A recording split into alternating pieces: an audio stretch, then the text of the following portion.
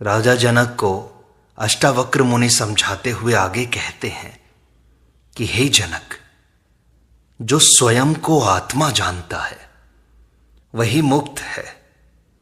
जब व्यक्ति यह समझ जाता है कि वह न तो शरीर है, न मन, न विचार, बल्कि शुद्ध आत्मा है, तभी वास्तविक मुक्ति की शुरुआत होती है। यह बोध कोई कल्पना नहीं, अपितु अनुभव का विषय है। आत्मा न जन्मती है न मरती है। यह सत्य जानकर ही व्यक्ति मृत्यु, भय और दुख से मुक्त होता है। यही बोध साधक को संसार के बंधनों से ऊपर उठा देता है। हे जनक, मुक्त व्यक्ति न भूत का पछतावा करता है न भविष्य की चिंता। जिसने अपने भीतर आत्मा को जान लिया है वह वर्तमान में स्थित रहता है। वह बीते हुए कल में खोता नहीं है, न आने वाले कल की योजनाओं में उलझता है। उसका ध्यान केवल उस शाश्वत सत्य पर होता है जो समय से परे है। यही आत्मस्थित व्यक्ति की पहचान है जनक। जनक, आत्मा सदा शांत, अविचल और प्रकाशमय होती है। साधक जब अंतर मन में उतरता है तो उसे एक ऐसी चेतना का अनुभव होता है जो नितांत शांत और स्थिर है। यह आत्मा की अनुभूति है जनक। यह स्थिति किसी विचार से नहीं आती, अपितु जब विचार रुक जाते हैं तभी यह प्रकट होती है। जनक, योग केवल अभ्यास नहीं है, बोध है। योग का तात्पर्य केवल प्राणायाम या आसनों से नहीं है। असली योग तब होता है जब साधक मैं कौन हूं इस प्रश्न के उत्तर का पता लगा लेता है। जब यह जान लिया जाता है कि मैं शुद्ध आत्मा हूं, तब जीवन स्वयं एक योग बन जाता है। आत्मा न इच्छाओं में बहती है न द्वेषों में जलती है। वह साधक जो आत्मा को जान लेता है वह मोह, क्रोध, लोभ इन जैसे विकारों से ऊपर उठ जाता है। उसका चित्त निर्मल हो जाता है। फिर वह भीतर ही भीतर आनंदित रहता है। चाहे बाहर कुछ भी घट रहा हो, वह उससे उद्विग्न नहीं होता। वह तो अचल शांत होकर अपने भीतर की शांति को पीता है। जो कुछ भी अनुभव किया जा रहा है वह बदलने वाला है जनक। केवल आत्मा शाश्वत है। संसार की प्रत्येक वस्तु, प्रत्येक संबंध, प्रत्येक भावना क्षणिक है। आत्मा ही वह अटल तत्व है जो साक्षी भाव से इन सबको देखता है। यही साक्षी भाव साधक को जन्म मरण से परे ले जाता है। आत्मा को कोई बांध नहीं सकता, क्योंकि वह कभी बंधी ही नहीं थी। बंधनों का अनुभव केवल मन करता है, आत्मा नहीं। आत्मा सदा मुक्त रही है।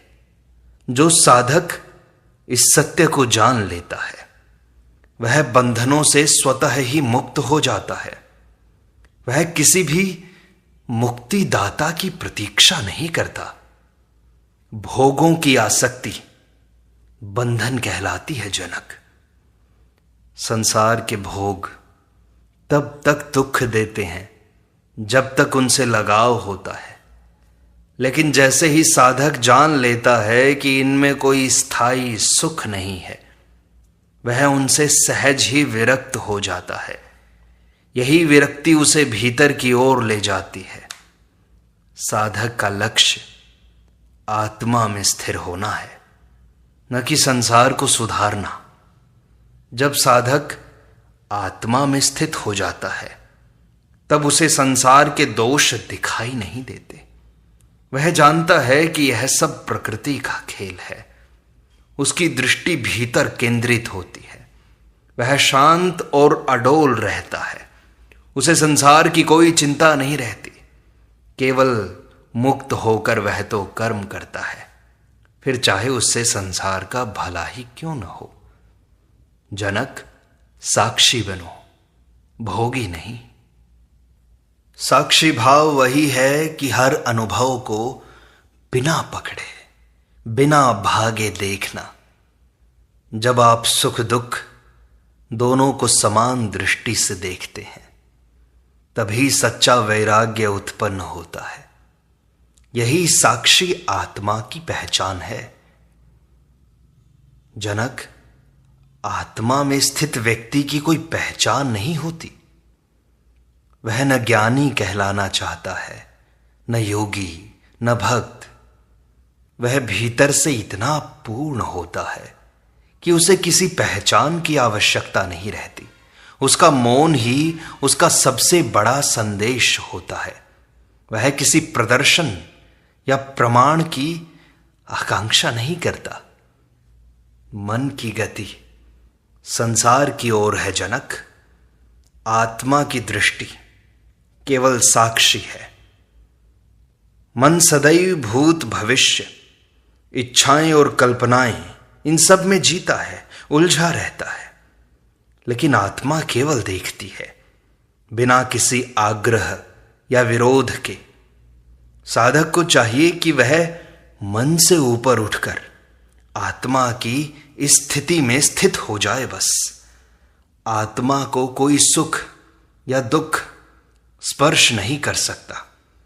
सुख दुख केवल मन और इंद्रियों के अनुभव हैं। आत्मा तो साक्षी है। वह देखती है पर प्रभावित नहीं होती। जब साधक इसका अनुभव करता है, तब वह दुखों में भी शांत रहता है और सुखों में भी लोभहीन रहता है। मुक्त व्यक्ति न किसी की निंदा करता है, ना ही प्रशंसा करता है। वह जानता है कि सब कुछ ईश्वर के विधान के अनुसार घट रहा है। कोई अच्छा है या बुरा, यह केवल मन का निर्णय है। आत्मा तो सबको एक ही दृष्टि से देखती है। यही समदर्शिता साधक को परम शांति देती है। जनक, ये परम सुख कहीं बाहर नहीं है, भीतर स्थित आत्मा में है। संसार के सारे सुख क्षणिक हैं, आश्रित हैं, लेकिन आत्मा में स्थित आनंद स्वतंत्र और अनंत होता है। साधक जब इसका अनुभव करता है, तब वह संसार की दौड़ छोड़कर आत्मा की गोद में विश्राम करता है। जो मौन को जानता है, वही सत्य को जानता है। यह मौन केवल बोलने का अभाव नहीं है, बल्कि भीतर की पूर्ण शांति है। जब विचार समाप्त हो जाते हैं और केवल जागरूकता बचती है, वही असली मौन है। यही मौन आत्मा की भाषा है। मुक्त व्यक्ति कर्म करता हुआ भी अकर्ता होता है। उसके कर्म निष्काम होते हैं। वह करता है, पर उस करने में कोई मैं नहीं होता। वह केवल उपकरण बनकर कार्य करता है, फल की चिंता से परे। यही निष्कामता कर्म को साधना बना देती है। समत्व में स्थित होना ही ध्यान की पूर्णता है जनक। जब साधक सब परिस्थितियों में सम रहता है, चाहे अपमान हो या सम्मान, हानि हो या लाभ, तब वह ध्यान की पराकाष्ठा को छूता है। यह समत्व ही आत्मज्ञान की निशानी है जनक। जो कुछ भी दिखाई दे रहा है, वह आत्मा नहीं है। जो देखा जा सकता है, शरीर, विचार, भावना, वह वस्तु है, साक्षी नहीं। आत्मा वह है जो देख रही है, पर कभी देखी नहीं जा सकती। जब यह बोध स्थिर हो जाता है तब मोक्ष स्वाभाविक हो जाता है। जनक, आत्मा का अनुभव शब्दों से परे है। शास्त्र, उपदेश, प्रवचन ये सब संकेत हैं, सत्य नहीं है। सत्य तो तभी जाना जा सकता है जब मन शांत हो जाए और साधक भीतर डूबे, तभी आत्मा की मधुर अनुभूति संभव होती है। हे जनक, मन जब शांत होता है तभी आत्मा का प्रकाश प्रकट होता है। जब तक मन विचारों, इच्छाओं और स्मृतियों से भरा रहता है तब तक आत्मा का अनुभव संभव नहीं होता। यह बिल्कुल ऐसे है जैसे गंदे जल में चंद्रमा का प्रतिबिंब स्वच्छ दिखाई नहीं देता। मन रूपी झील जब निर्मल होती है तब आत्मा का प्रतिबिंब पूर्ण रूप से स्पष्ट हो जाता है। इसलिए ध्यान का पहला कार्य है मन की गहराई में उतरकर उसे शुद्ध करना। यह स्थिति साधक को अंतः प्रकाश की ओर ले जाती है। मुक्ति किसी स्थान या समय में नहीं होती जनक, केवल तुम्हारे दृष्टिकोण में होती है। बहुत से साधक सोचते हैं कि किसी विशेष स्थान, किसी विशेष तीर्थ या आश्रम में जाने से उन्हें मुक्ति मिलेगी। लेकिन अष्टावक्र कहते हैं कि मुक्ति तो एक आंतरिक दृष्टि है। जब हम जगत को भ्रम और आत्मा को सत्य रूप में देख लेते हैं तब यह दृष्टि साफ हो जाती है। यह दृष्टिकोण ही वास्तविक क्रांति है। तब व्यक्ति संसार में रहते हुए भी मुक्त हो जाता है, क्योंकि अब वह बंधन को स्वीकार ही नहीं करता। आत्मा अचल, अजर, अमर और अकंप है जनक। शरीर बदलता है, मन हिलता है, भावनाएं उठती हैं, लेकिन आत्मा कभी नहीं बदलती।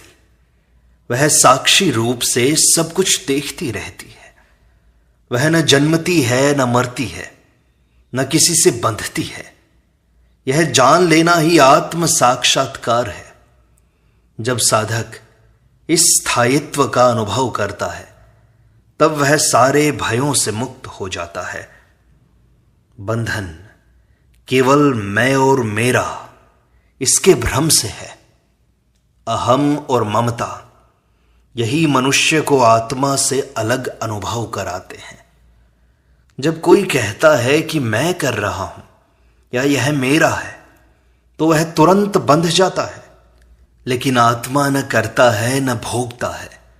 जब साधक इन दोनों भ्रांतियों को त्याग देता है तभी वह स्वच्छंद होकर आत्मा में स्थित हो पाता है। जनक, जो साक्षी है वही तुम्हारा सत्य रूप है। तुम वह नहीं हो जो दिख रहा है दर्पण में, वह नहीं हो जो सोच रहा है, बल्कि वह हो जो इन सबको जान रहा है। यह जानना ही साक्षी भाव है। जब साधक अपने आप को विचारों से अलग अनुभव करता है तब वह पहली बार अपने असली स्वरूप को छूता है। यही आत्मा का प्रवेश द्वार है। मुक्त पुरुष को किसी भी बात से कोई कष्ट नहीं होता जनक। वह जानता है कि सभी अनुभव अस्थायी हैं और आत्मा को स्पर्श नहीं करते। अपमान हो या सम्मान, दुख हो या सुख, सब बाहर घटित हो रहे हैं, भीतर तो आत्मा अडोल है जनक। इस स्थिति में साधक एक दृढ़ वृक्ष की तरह बन जाता है जिसकी जड़ें आत्मा में हैं और पत्ते संसार में। जो भीतर स्थित है वही शाश्वत है जनक। बाहर सब कुछ अस्थाई है। दुनिया की कोई भी वस्तु स्थायी नहीं है। शरीर, धन, रिश्ते, यश सब बदलने वाले हैं। केवल आत्मा ही ऐसी है जो कभी नहीं बदलती। इस सत्य को जब साधक भीतर अनुभव करता है तब उसकी आसक्ति संसार से कट जाती है और वह स्वतः ही भीतर की यात्रा शुरू कर देता है। जो आत्मा में स्थित है वह किसी लक्ष्य के पीछे नहीं भागता। उसके पास सब कुछ है, इसलिए वह कुछ नहीं चाहता। उसकी यात्रा अंत हो चुकी है। उसकी प्रसन्नता बाह्य उपलब्धियों में नहीं है, बल्कि अपनी ही सत्ता में रमने में है। यह सहज स्थिति ध्यान, ज्ञान और भक्ति के चरम योग से प्राप्त होती है। आत्मा को जानने के लिए केवल मौन ही पर्याप्त है जनक।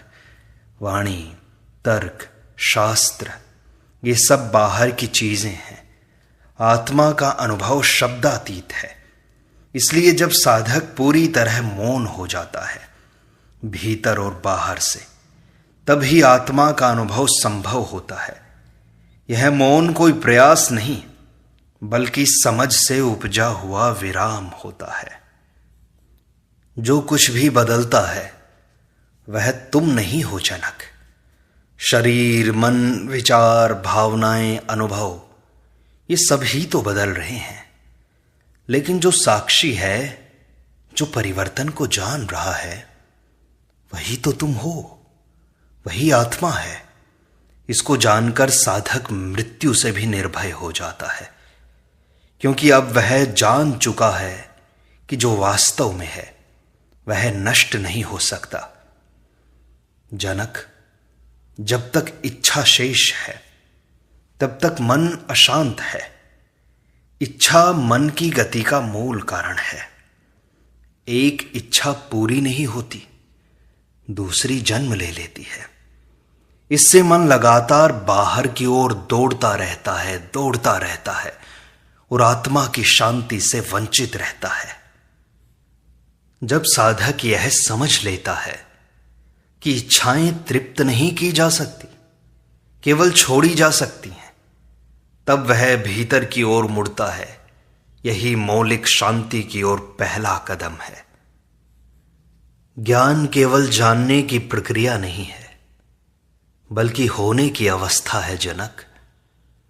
ज्ञान कोई जानकारी नहीं है जो कोई तुम्हें दे देगा, जो मन में इकट्ठी हो जाएगी।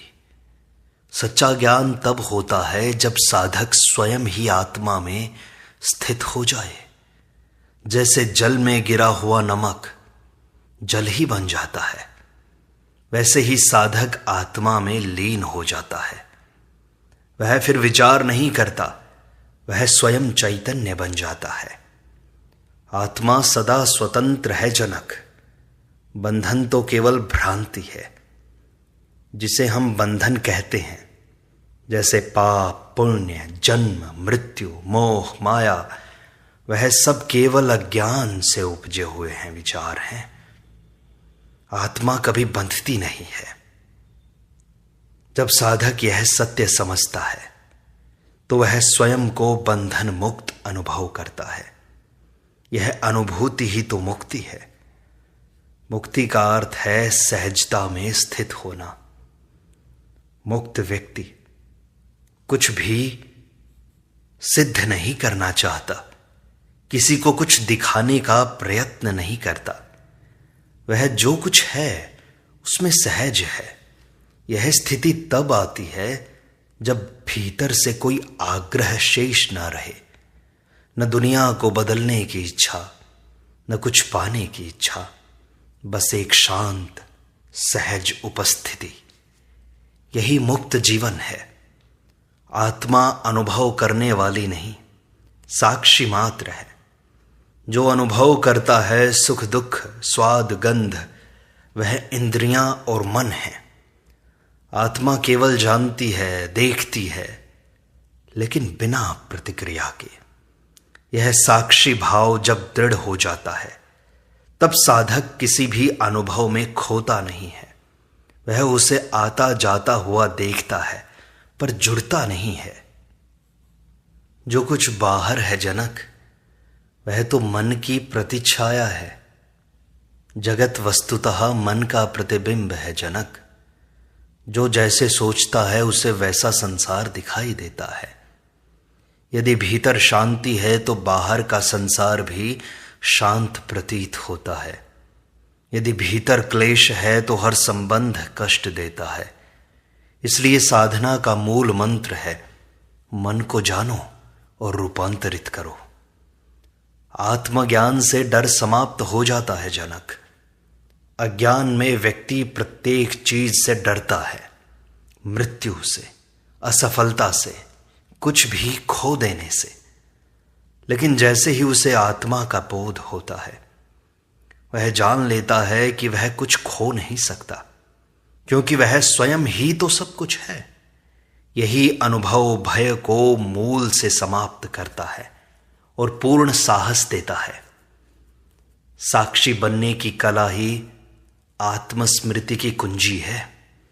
जब व्यक्ति स्वयं को प्रत्येक परिस्थिति में देखने वाला समझता है, देखने वाले के रूप में रख देता है, तब धीरे धीरे वह जीवन के केंद्र पर पहुंचता है। वह बाहर नहीं भटकता, भीतर स्थित हो जाता है। यही स्मृति यानी आत्मचेतना है, जिसमें सारा जीवन एक लीला बन जाता है। अहंकार ही आत्मा को ढकता है जनक। अहंकार कहता है मैं जानता हूं, मैं करता हूं, मैं ही महत्वपूर्ण हूं। यह मैं ही आत्मा के ऊपर पर्दा बन जाता है। जब यह झूठा मैं गिरता है, तब सत्य आत्मा प्रकट होती है। इसलिए सबसे पहली साधना है, मैं कुछ नहीं हूं, बस देख रहा हूं। जनक, जो चुप है, स्थिर है, वही आत्मा को पा सकता है। बोलने वाला मन, भागता हुआ मन आत्मा तक नहीं पहुंच सकता। वह केवल विचारों में उलझा रहता है। जब मन पूर्ण रूप से शांत हो जाता है, ना कोई अपेक्षा, ना कोई प्रतिरोध, तब आत्मा स्वयं को प्रकट करती है। यह मौन कोई प्रयास नहीं है, यह तो सहजता से उपजा हुआ है। और यही सहजता तुम्हें पूर्ण शांत कर देती है। इसलिए इसी मौन में ठहरो, जानो, इस मौन को पियो, घुल जाओ इसमें। यही मौन तुम्हें उस परमात्मा तक ले जाएगा। यही मौन ले जाएगा जनक। आत्मा के सिवा यहां कुछ भी नहीं है, जानने वाला भी नहीं और ज्ञेय भी नहीं।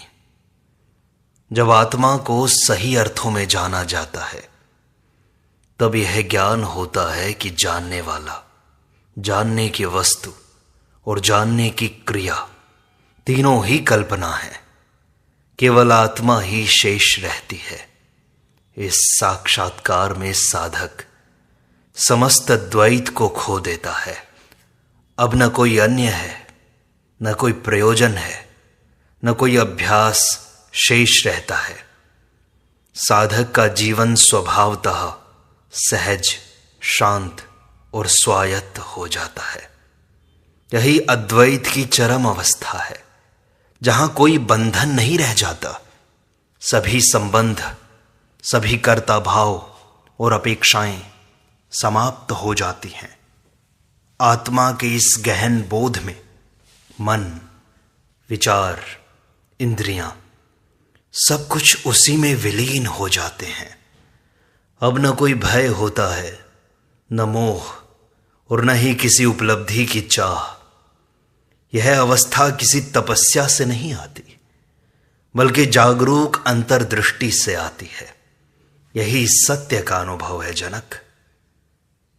अष्टावक्र कहते हैं कि स्वयं में स्थित रहना ही मोक्ष है जनक, कहीं नहीं जाना। मोक्ष कोई गंतव्य नहीं है, यह अपनी ही आत्मा में विश्राम की अवस्था है। जब साधक समझ जाता है कि वह स्वयं ही पूर्ण है, तब उसे किसी तीर्थ, किसी साधना या किसी सिद्धि की आकांक्षा नहीं रहती। वह भीतर के शांति में रम जाता है। आत्मा में स्थित होना ही समस्त आध्यात्मिक यात्रा का लक्ष्य है। इसके लिए कोई बाहरी साधन नहीं, केवल अंतर्दृष्टि चाहिए। यह जानना कि मैं कुछ करता नहीं, सब प्रकृति ही करती है, यही आत्मा में स्थित होना है। इस अवस्था में साधक बाहर की हलचलों से अलग रहता है। वह जगत में रहते हुए भी उससे परे होता है। यही जीते जी मुक्त अवस्था है जनक। जनक, जो कुछ घट रहा है वह आत्मा नहीं, केवल दृश्य है। सारे अनुभव, सारी घटनाएं, सारे विचार केवल दृश्य हैं जनक, आत्मा नहीं है। आत्मा साक्षी है, न उसमें कुछ घटता है न बदलता है।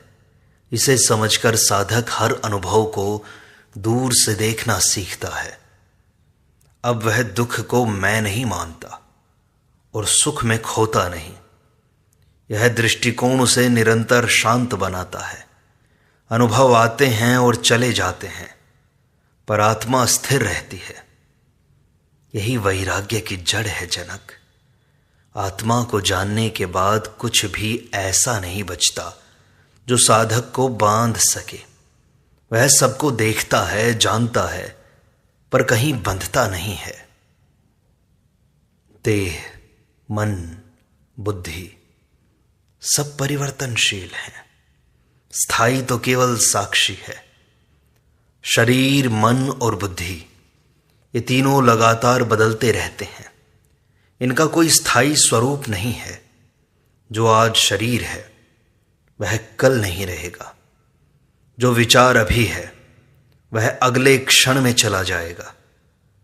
पर जो इन सबको देख रहा है वह अडोल है, वही आत्मा है।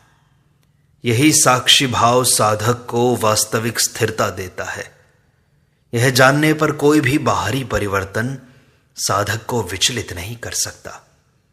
शरीर की मृत्यु भी उसे नहीं डराती, क्योंकि वह जानता है कि आत्मा कभी नहीं मरती। बुद्धि के उलझाव भी उसे परेशान नहीं करते, क्योंकि वह उससे पृथक हो चुका है। और यही स्वतंत्रता का मूल है जनक। जनक, मन के मौन में ही आत्मा के स्वरूप का बोध होता है। मन जब अपनी सारी गति रोक देता है, न विचार करता है न कल्पना करता है, तब आत्मा स्वयं प्रकट होती है। यह मौन कोई जबरदस्ती से लाया गया नहीं होता, बल्कि समझ से उत्पन्न होता है। साधक जानता है कि मन का हर शब्द उसे आत्मा से दूर रखता है, इसलिए वह सहज मौन में उतरता है। उस मौन में कोई शोर नहीं, कोई नाम नहीं, केवल उपस्थिति है। और यही आत्मा की झलक है, यही सच्चा ध्यान है जनक। इस अवस्था में साधक बाहर से साधारण लगता है, पर भीतर से वह असीम आनंद में स्थित होता है। जब कोई इच्छा नहीं रहती तभी सच्ची विश्रांति मिलती है। इच्छाएं ही संसार का मूल बंधन है। जब तक मन किसी वस्तु को पाना चाहता है तब तक वह अस्थिर है। पर अष्टावक्र कहते हैं कि जैसे ही मन किसी आकांक्षा को पकड़े बिना स्थिर होता है, वह विश्राम का अनुभव करता है। यही विश्रांति मुक्ति है। यह केवल त्याग से नहीं, बल्कि पूर्ण ज्ञान से आती है। जब साधक जानता है कि कोई वस्तु स्थायी सुख नहीं दे सकती, तब इच्छा अपने आप गिर जाती है। तब वह भीतर की शांति में डूबता है। यही संतोष है, यही समाधि है। इस स्थिति में कोई और प्रयत्न नहीं बचता, बस सहज उपस्थिति रहती है। अष्टावक्र कहते हैं कि संसार की गति सारी की सारी भ्रम है, आत्मा तो अचल है। संसार चलता का प्रतीक है, पर वह केवल मन की कल्पना है। जो व्यक्ति आत्मा को जान लेता है वह जानता है कि गति केवल दृश्य जगत में है, जो कि वास्तव में अस्तित्वहीन है। आत्मा न कहीं आती है न जाती है। यह बोध साधक को चंचलता से बाहर लाता है। अब वह गति में रहते हुए भी भीतर स्थित रहता है। जैसे समुद्र की गहराई में लहरें नहीं होती, वैसे ही आत्मा की गहराई में कोई हलचल नहीं होती। यह स्थिरता उसे संसार के बीच में पूर्ण विश्राम देती है। नाम, रूप और क्रियाएं ये आत्मा नहीं है। जो भी हम कहते हैं यह मैं हूं, यह मेरा है, वह नाम और रूप से जुड़ा होता है। पर अष्टावक्र समझाते हैं कि आत्मा न नाम है, न रूप और न ही कोई क्रिया। वह केवल अस्तित्व है, शुद्ध, निर्विकल्प, निराकार। यह समझ व्यक्ति के अहम को खंडित कर देती है। अब वह किसी भी पहचान में नहीं बंधता। न वह ब्राह्मण है, न क्षत्रिय है, न योगी है, न भोगी है। वह केवल चेतना है। यह पहचान ही मुक्ति का द्वार है। अष्टावक्र कहते हैं कि आत्मा को जान लेने के बाद शोक और हर्ष दोनों समाप्त हो जाते हैं। आत्मज्ञानी ना तो खुश होता है और ना ही दुखी, क्योंकि वह जानता है कि ये दोनों ही मन के अनुभव हैं, आत्मा के नहीं। वह जीवन की घटनाओं को ऐसे देखता है जैसे कोई नाटक देखता हो। न किसी सफलता पर गर्व, न किसी असफलता पर पीड़ा, केवल साक्षी भाव। यह स्थिरता ही साधक को जीवन में सहज, सरल और गहन बना देती है। आत्मा को जानना ही सच्चा तप है, न कि शरीर को कष्ट देना। तप का अर्थ केवल शरीर को कष्ट देना नहीं है। अष्टावक्र कहते हैं कि आत्मा को जानना, उसी में स्थित रहना, यही तो सर्वोच्च तप है। जब मन संसार से हटकर आत्मा की ओर मुड़ता है तो वह तपस्वी बनता है। तब कोई विशेष आचरण या व्रत की आवश्यकता नहीं रहती। वह प्रत्येक परिस्थिति में सम रहता है। यही स्थायी साधना है। और इस बात पर विशेष ध्यान देना कि आत्मा सर्वत्र एक समान है, कोई भेद नहीं है।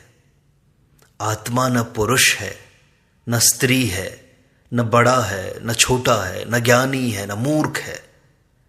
वह केवल अस्तित्व का एक ही स्वरूप है। जैसे आकाश सब जगह एक है, वैसे ही आत्मा सभी प्राणियों में एक समान है। यह जानकर साधक समता को अपनाता है। अब वह किसी से ईर्ष्या नहीं करता, न ही किसी को तुच्छ समझता है। जब वह सब में वही चेतना देखता है तब प्रेम स्वाभाविक हो जाता है।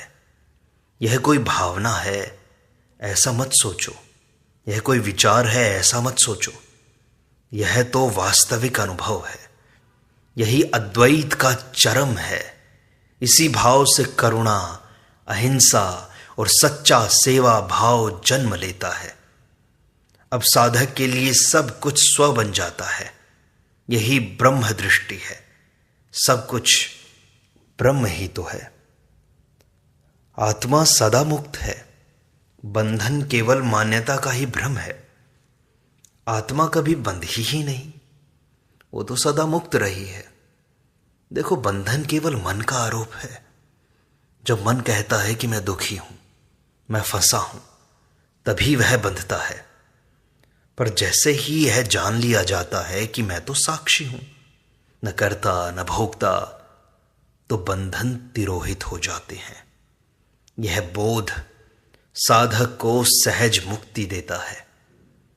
वह अब बंधन को तोड़ने का प्रयास नहीं करता, क्योंकि जान गया कि कुछ तोड़ना है ही नहीं, केवल मिथ्या धारणा हटानी है। यह ही ज्ञान की शक्ति है जो बिना किसी संघर्ष के मुक्त कर देती है। यही अष्टावक्र का मार्ग है बिना प्रयत्न के मुक्ति। अष्टावक्र कहते हैं कि साक्षी भाव से जीने वाला ही वास्तविक ज्ञानी होता है। जो व्यक्ति प्रत्येक परिस्थिति में मैं देख रहा हूं इस स्थिति में होता है, वही सच्चा ज्ञानी है। वह घटना का हिस्सा नहीं बनता, केवल दृष्टा होता है। सुख आता है वह देखता है, दुख आता है वह देखता है। यही साक्षी भाव है। यह न तो उदासीनता है न विक्षेप, बल्कि पूर्ण जागरूकता है। जब मन किसी भी भावना को मेरा नहीं मानता, तब वह स्वाभाविक रूप से मुक्त होता है। यह अभ्यास से नहीं, ज्ञान से आता है, और यही ज्ञान मोक्ष है। साक्षी भाव ही साधना का शिखर है। यही आत्मा का जीवन है। अब रही बात कर्मों की, तो आत्मा कर्मों से नहीं बंधती, वह तो निरंतर स्वतंत्र रहती है। कर्म केवल शरीर और मन के स्तर पर होते हैं। आत्मा तो परे है इनसे। आत्मा न करता है न ही भोगता है। यह समझकर ही साधक को सच्ची मुक्ति मिलती है। तब वह अच्छे या बुरे कर्मों से नहीं डरता और न ही उनमें उलझता है। वह कर्तापन की झूठी धारणा छोड़ देता है। अब वह केवल साक्षी है। शरीर करता है, मन सोचता है, प्रकृति क्रियाएं करती है, मैं तो केवल देख रहा हूं। यह स्थिति बड़ी गहराई लाती है। अब वह करता नहीं, स्वरूप में स्थित होता है। विचारों का उदय और विलय आत्मा को नहीं छूता। विचार आते हैं और जाते हैं, जैसे आकाश में बादल आते हैं और चले जाते हैं, पर आकाश वैसा का वैसा रहता है। आत्मा भी वैसे ही विचारों से अछूती रहती है। यह जानकर साधक विचारों से संघर्ष नहीं करता, उन्हें दबाता नहीं, बस देखता है। यही देखना समाधान है। जैसे जैसे देखना गहरा होता है, विचार स्वतः शांत हो जाते हैं, क्योंकि अब कोई मैं नहीं जो उन्हें पकड़े। यह अवस्था ही निर्विकल्प समाधि की ओर ले जाती है, जहां कोई आग्रह नहीं, केवल मौन शेष रहता है। आत्मा न कभी जन्म लेती है न मरती है। आत्मा अजन्मा है। यह शरीर का जन्म मरण आत्मा को प्रभावित नहीं करता। जैसे वस्त्र पुराने हो जाते हैं और नए लिए जाते हैं, वैसे ही आत्मा केवल शरीर बदलती है, पर स्वयं तो अपरिवर्तनशील रहती है। जब साधक इस सत्य को पहचानता है, तब मृत्यु का भय समाप्त हो जाता है। अब वह जीवन को सहज स्वीकार कर लेता है। न जन्म का अभिमान, न मृत्यु की चिंता। यह समता ही जीवन को दिव्य बनाती है। यही निर्विकल्प शांति है। जब कुछ भी जानने को शेष न रहे, तब आत्मज्ञान प्रकट होता है। साधारण ज्ञान में हम वस्तुओं को जानते हैं, पर आत्मज्ञान में सब कुछ जानना गिर जाता है। तब जानने वाला, जानने की वस्तु और जानना, ये तीनों ही लुप्त हो जाते हैं। केवल बचता है होना। यही शुद्ध चेतना है। यह बोध किसी तर्क से नहीं, बल्कि स्वयं में उतरने से आता है। जब साधक सबको जानकर थक जाता है और खुद के अस्तित्व को, खुद के अहंकार को भूल जाता है, तभी आत्मा स्वयं को प्रकट करती है। यही अंततः मौन और ब्रह्म रूप की स्थिति है। ध्यान देना, आत्मा में कोई गुण नहीं होता। आत्मा निर्गुण है। सभी गुण जैसे ज्ञान, प्रेम, साहस, दया, ये सब आत्मा की अभिव्यक्तियां हो सकती हैं, पर आत्मा स्वयं गुण रहित है। यह जानकर साधक गुणों से चिपकता नहीं, बल्कि उनके पार जाता है। वह जानता है कि आत्मा न शुभ है न ही अशुभ है, वह तो केवल है। यह ज्ञान साधक को निष्पक्ष बनाता है। अब वह अपने गुणों से स्वयं को बड़ा नहीं समझता और दूसरों के दोषों से छोटा नहीं आंकता। यही निर्विकार स्थिति आत्मा का स्वरूप है। जो कुछ देखा जा सकता है वह आत्मा नहीं हो सकता। जो भी देखा जा सकता है वह देखने वाला नहीं हो सकता। शरीर को देखा जा सकता है, मन को, विचारों को, तो यह सब आत्मा नहीं हो सकते। आत्मा तो वह है जो देख रहा है पर स्वयं नहीं देखा जा सकता। यह सूत्र साधक को बार बार भीतर की ओर मोड़ता है। हर बार जब वह कुछ अनुभव करता है वह पूछता है कौन देख रहा है, और अंततः पहुंचता है उस चुप निर्लिप्त साक्षी तक जो आत्मा है। हे जनक, आत्मा न कोई संबंध बनाती है न तोड़ती है, वह तो केवल साक्षी है। हम सोचते हैं कि आत्मा माता है, पिता है, पुत्र है, पर अष्टावक्र कहते हैं कि आत्मा का किसी से कोई संबंध नहीं है। वह सब संबंधों का साक्षी है बस। यह जानकर साधक को बाहरी संबंधों में स्वाभाविक विरक्ति आती है, न कि पलायन। अब वह प्रेम करता है, सेवा करता है, पर बिना अपेक्षा के। यही निष्काम भाव आत्मा के निकट लाता है। संबंध रहते हैं पर बंधन नहीं होता। अष्टावक्र इस अध्याय में और भी गहरे उतरते हैं। वे आगे कहते हैं कि आत्मा न किसी उद्देश्य के अधीन है, न किसी दिशा में गतिशील है। आत्मा किसी लक्ष्य को प्राप्त करने नहीं जा रही है, न ही किसी मंजिल की ओर बढ़ रही है। वह तो सदा स्थिर है, पूर्ण है, पूर्णतया तृप्त है।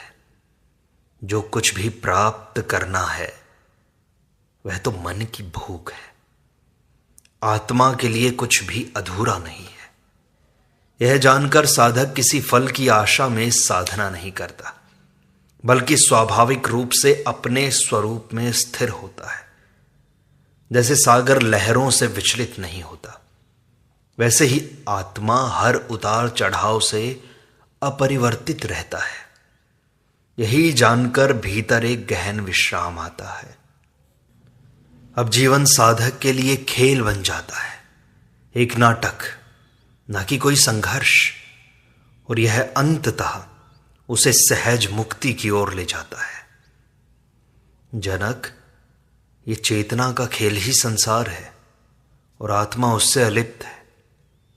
संसार की सारी गतिविधियां चेतना की लीलाएं हैं। मन, बुद्धि, अहंकार, इंद्रियां, यह सब केवल ऊर्जा की तरंगे हैं, पर आत्मा इन सब से परे है। वह स्वयं प्रकाश है। बार बार साधक को इस बोध में स्थिर रहना चाहिए कि तुम लीलाओं के पात्र नहीं हो, लीलाओं के साक्षी हो। जैसे कोई स्वप्न देखता है पर स्वयं जानता है कि वह स्वप्न है, वैसे ही यह संसार का अनुभव है। यह दृष्टिकोण साधक को भीतर से निर्लिप्त करता है, फिर भी जागरूक और प्रेमपूर्ण बनाए रखता है। अब वह जीवन को गंभीरता से नहीं पर पूर्ण उपस्थिति से जीता है। आत्मा का अनुभव बुद्धि या शब्दों के परे है। बुद्धि एक सीमा तक मार्गदर्शन कर सकती है, पर आत्मा का साक्षात्कार उसके बाहर की बात है। यह अनुभव शब्दातीत है, विचारों से भी अतीत है। जब साधक जानने का प्रयास छोड़ देता है और होने में उतरता है, तभी आत्मा का बोध होता है। यह मौन से उत्पन्न होता है, प्रयास से नहीं। इसलिए अष्टावक्र का मार्ग कर्म या भक्ति से नहीं, बल्कि ज्ञान और वैराग्य से प्रशस्त होता है। जहां प्रश्न गिर जाते हैं वहीं उत्तर प्रकट होता है। वह उत्तर कोई उत्तर नहीं होता, बल्कि अस्तित्व की अनुभूति होती है। जितना अधिक समय, जितना अधिक प्रयास, उतनी अधिक दूरी। आत्मा प्रयास से नहीं, समझ से प्राप्त होती है। यह कोई वस्तु नहीं जिसे कहीं से लाना हो। आत्मा तुम्हारी ही गहराई है, जिसे केवल पहचानना है। जैसे आंख अपने आप को नहीं देख सकता, पर जैसे ही दर्पण मिलता है दर्शन होता है। वैसे ही जैसे ही दृष्टा और दृश्य के भेद को समझा जाता है, आत्मा स्वयं प्रकट होती है। अधिक प्रयास केवल मन की गतिविधि बढ़ाता है बस, पर गहन समझ उसे रोक देती है। और जहां मन शांत हुआ, वहीं आत्मा का प्रकाश है। जो आत्मा को जानता है वह जीवन में सहज बन जाता है। कोई बनावटीपन नहीं रहता। अष्टावक्र बताते हैं कि आत्मा को जानने वाला न तो धार्मिक मुखौटा पहनता है, न ही किसी को कुछ सिद्ध करता है। वह सहज होता है, सरल, मौन और प्रामाणिक। वह जैसा भीतर है वैसा ही बाहर है। उसकी बातों में मिठास नहीं, सच्चाई होती है। उसकी उपस्थिति में ही शांति उतरती है। वह किसी मत, विचार या संस्था से नहीं बंधा होता। उसका कोई प्रतीक नहीं होता। वह कोई दावा नहीं करता। वह तो केवल होता है। यही आत्मा का प्रकाश है, जिसमें कोई झिलमिलाहट नहीं, कोई प्रदर्शन नहीं, और यही उपस्थिति ही दूसरों को भी आत्मा की ओर खींचती है।